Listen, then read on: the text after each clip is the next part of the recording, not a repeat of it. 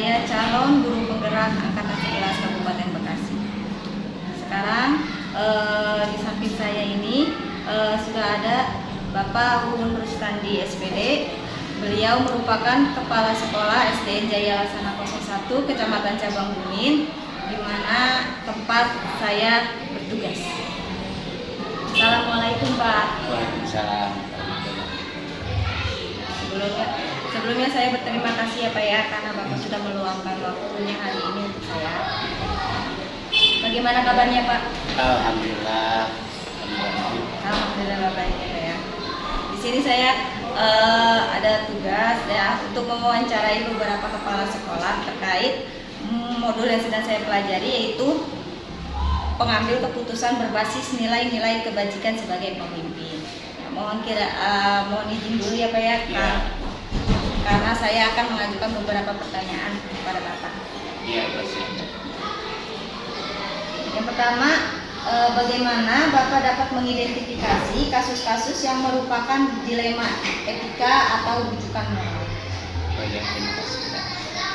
Memang sebetulnya di Soton Unit itu banyak sekali beberapa kasus ya, yang termasuk itu tadi disebutkan dilema etika dan rujukan moral.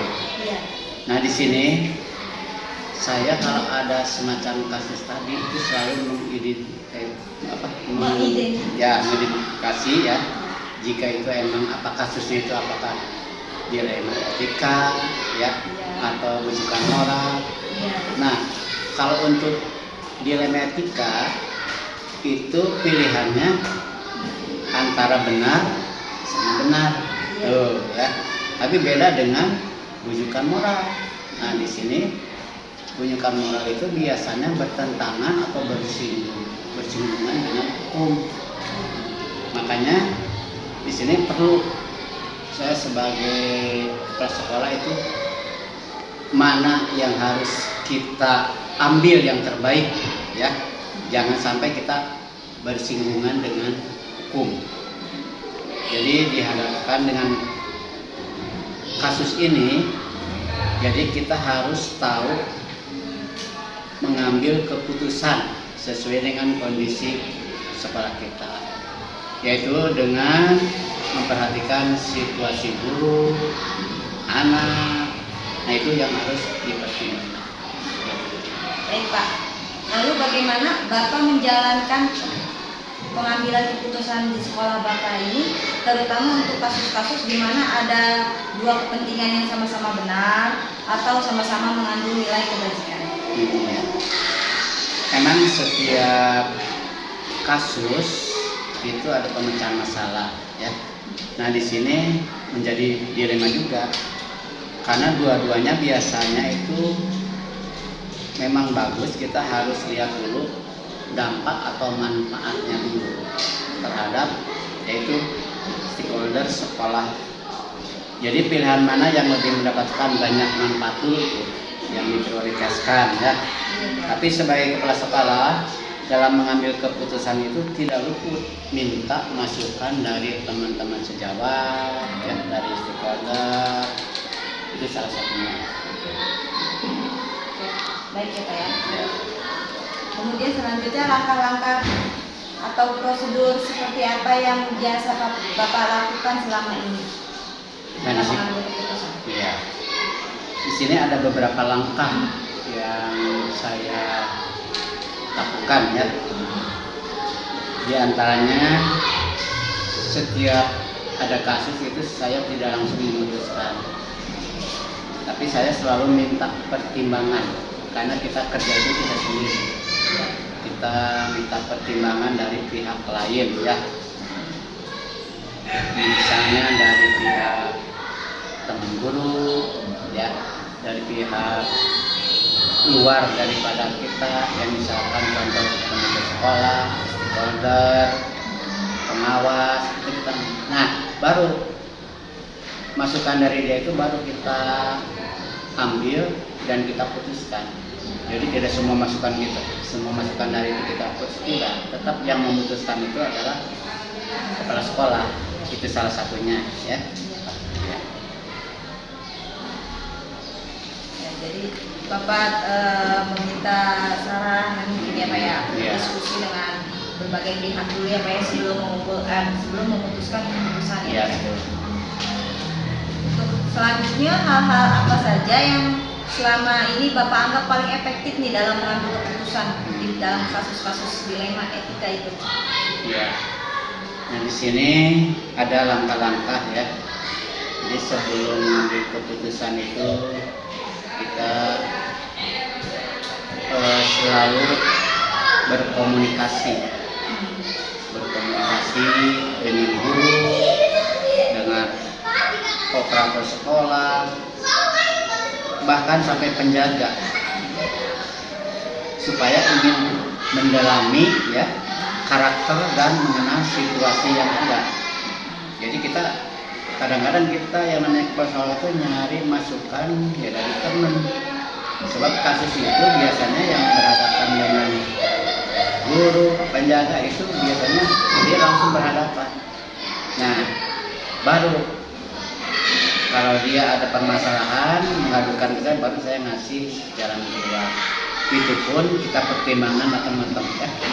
Karena kita tidak bisa langsung merubah keadaan secara langsung atau secara mendadak, tapi dengan perlahan-lahan, dan kita memutuskan hati-hati.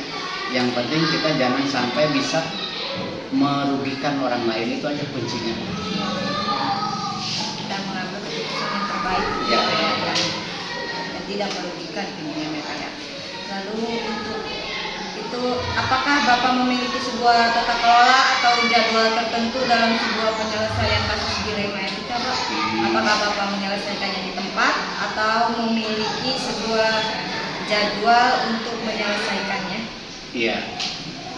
Ini dalam semua kasus ya, terutama dari masalah kebanyakan yang dihadapi itu tadi sudah disebutkan, ada dilema etika, ada rujukan utara.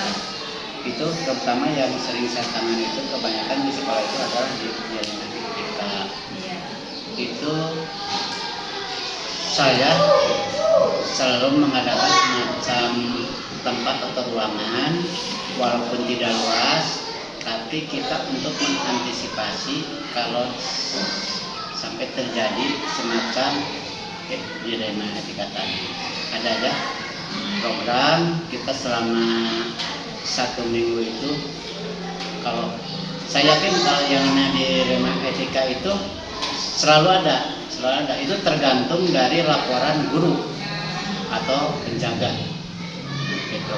Nah, kalau ada laporan baru kita tangani ya. Itu bisa, kalau yang kira-kira bisa diputuskan itu diputuskan di waktu hari itu juga.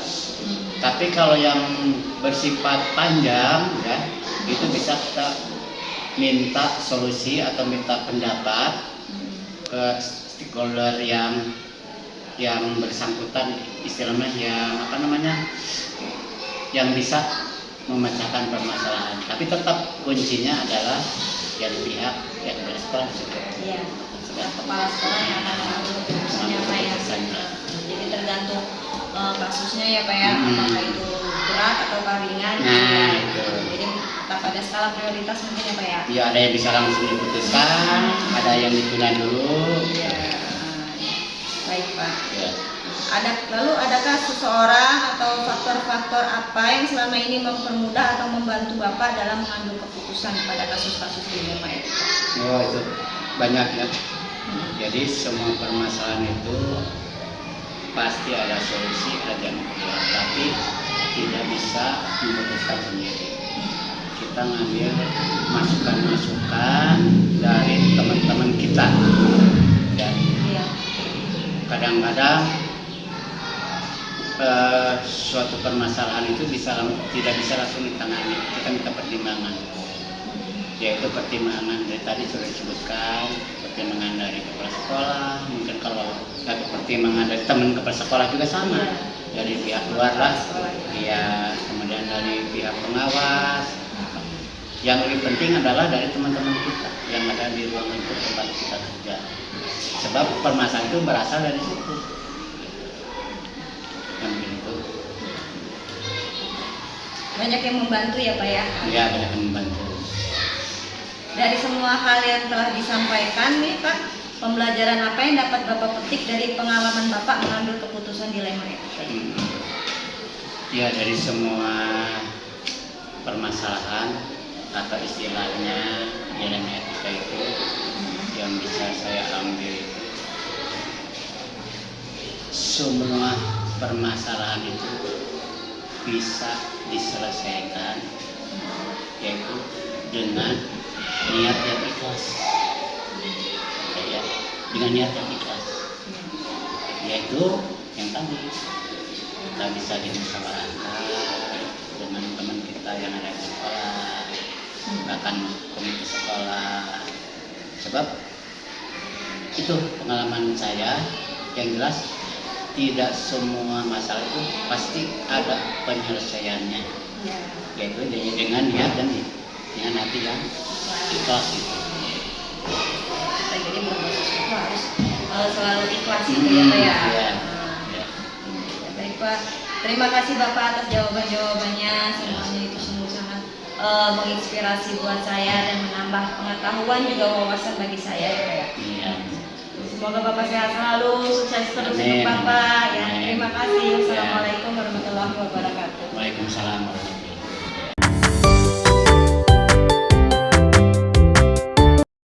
Assalamualaikum warahmatullahi wabarakatuh. Waalaikumsalam warahmatullahi wabarakatuh. Perkenalkan, nama saya Resti Novianti, calon guru penggerak angkatan 11 Kabupaten Bekasi. Saat ini di samping saya ada beliau Kepala Sekolah SDN Karangsegar 04 Kecamatan Pebayuran. Beliau bernama Pak Rahimudin SPD MM. Assalamualaikum warahmatullahi wabarakatuh. Waalaikumsalam warahmatullahi wabarakatuh. Bagaimana kabarnya Pak? Alhamdulillah baik. Alhamdulillah ya Pak ya.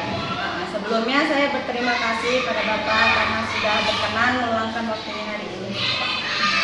Jadi saya di sini mendapatkan tugas dari guru penggerak ya Pak ya, terkait modul 3.1 yaitu tentang pengambil keputusan berbasis nilai-nilai kebajikan sebagai pemimpin. Di sini saya ditugaskan mewawancarai beberapa kepala sekolah ya Pak ya.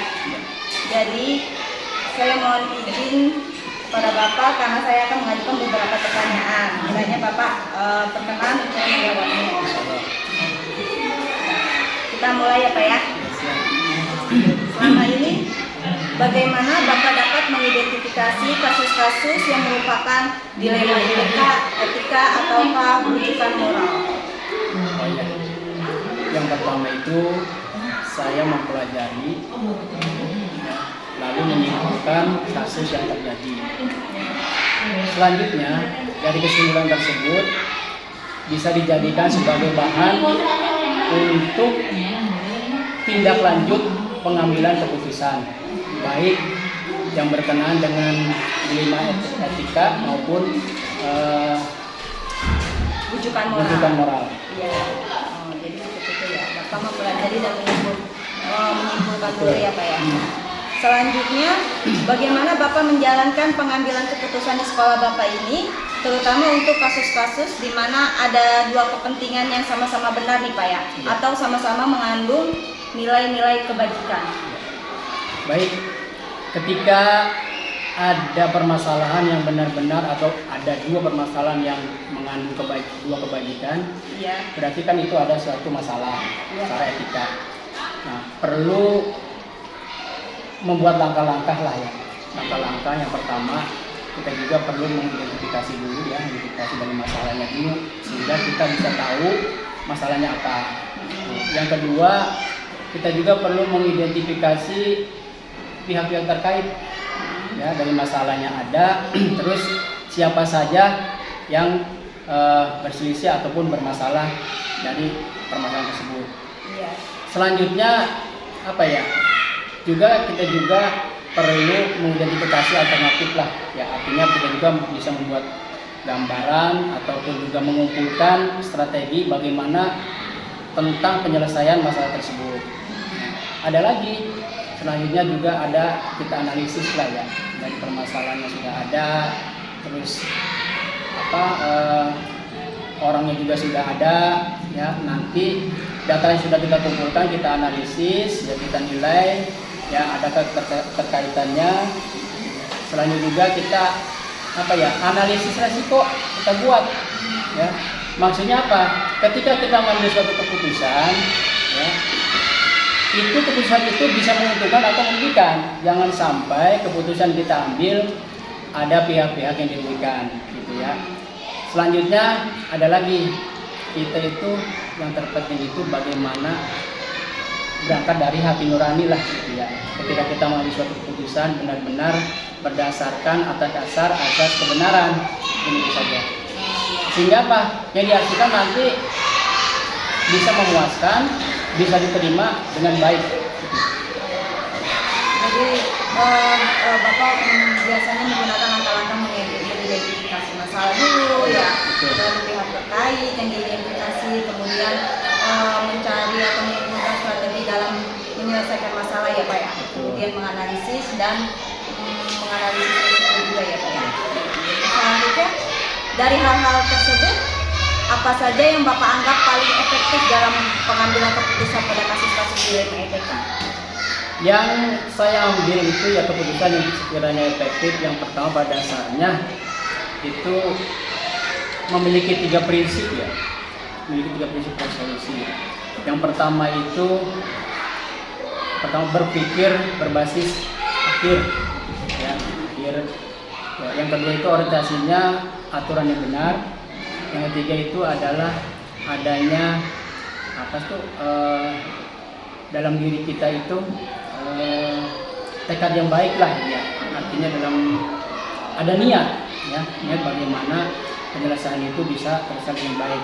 Contoh berpikir akhir itu ketika ada masalah ya, bagaimana setelah akhir permasalahan itu bisa diselesaikan dengan baik, bisa diterima dengan baik juga ya. Artinya semuanya berjalan dengan menerima dengan sama-sama enak lah, artinya baik semua.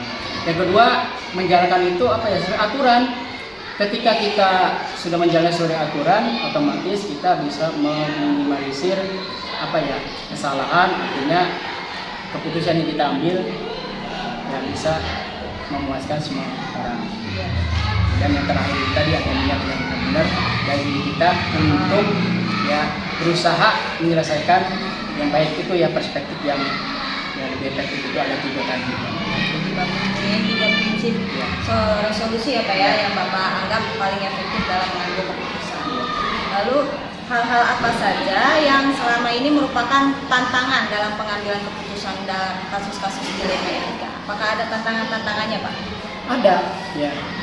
Salah satunya misalnya gini ya, tidak adanya solusi yang jelas ataupun sesuai berkaitan dengan etika moral. Maksudnya apa? Ya, ketika ada suatu permasalahan, terkadang ada keraguan-keraguan ya untuk menyelesaikan bagaimana mengambil keputusan terbaik. Jadi tantangan itu adalah bagaimana kita bisa mengambil suatu keputusan yang terbaik, menguntungkan semua pihak, bisa diterima dan semuanya berjalan dengan baik pula gitu. Itu tantangannya itu. Terkadang memang ada keputusan yang mengambang, artinya masih ragu-ragu. Jadi keputusan terbaik sebenarnya adalah kita ambil keputusan sesuai dengan hati nurani tadi ya, sehingga semuanya bisa diuntungkan dengan baik. Itu tantangannya. Jadi tantangan yang lebih itunya tidak ada solusi yang jelas ya. Iya, tidak ada solusi yang jelas.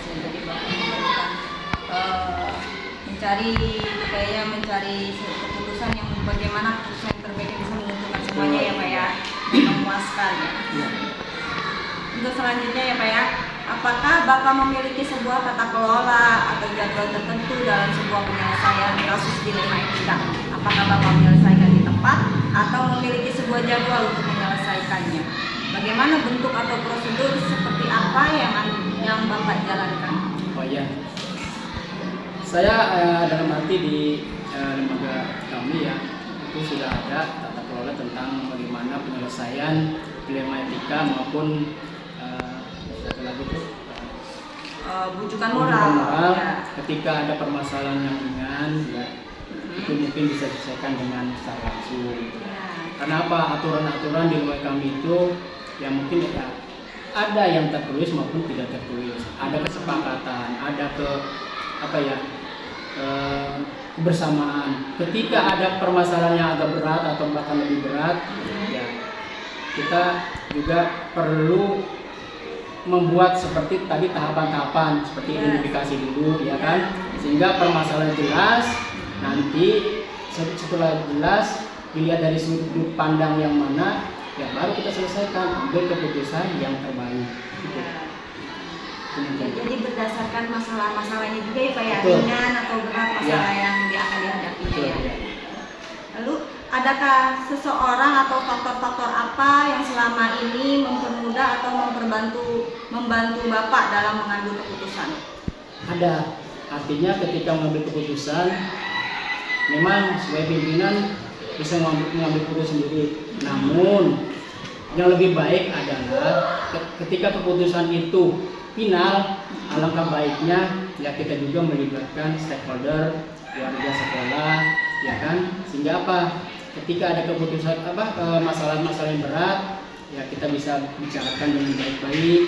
Kita juga bicara dengan orang-orang atau orang tua siswa, ya siapapun orang-orang yang dekat dengan pihak-pihak yang bermasalah, sehingga apa? Kita bisa tahu permasalahannya apa dan cara menyelesaikannya seperti apa.